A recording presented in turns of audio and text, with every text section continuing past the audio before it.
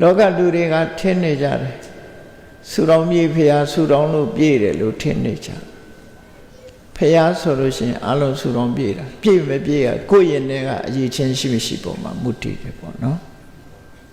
အဲ့တော့တလွဲကိုနားမလဲချဖို့မြတ်စွာဘုရားရဲ့အဆုံးအမတရားတော်တွေဟာစစ်မှန်တဲ့တရားတွေဖြစ်လို့နားလည်မှုလွဲမှားသွားလို့ရှိရင်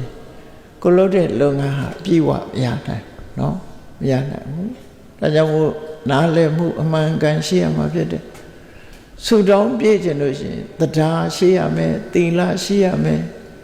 တုတ္တဆိုတဲ့ဘောဓုတ္တရှိရမယ်စာကလို့ခေါ်တဲ့စွန့်လူတမ်းမှုရှိရမယ်ပညာလို့ဆိုတဲ့လုံးသင်တာနဲ့မလုံးသင်တာသိတဲ့အသိပညာရှိဖို့လိုတယ်အဲ့ဒီချင်း၅ရက်ကဆူတောင်းပြည့်ခြင်း၅ရက်ပဲတတ္တသီလတုတ္တစာကပညာအဲ့ဒီချင်း၅မျိုးမရှိဘဲနဲ့ဆူတောင်းနေပြည့်မှာမဟုတ်ဘူး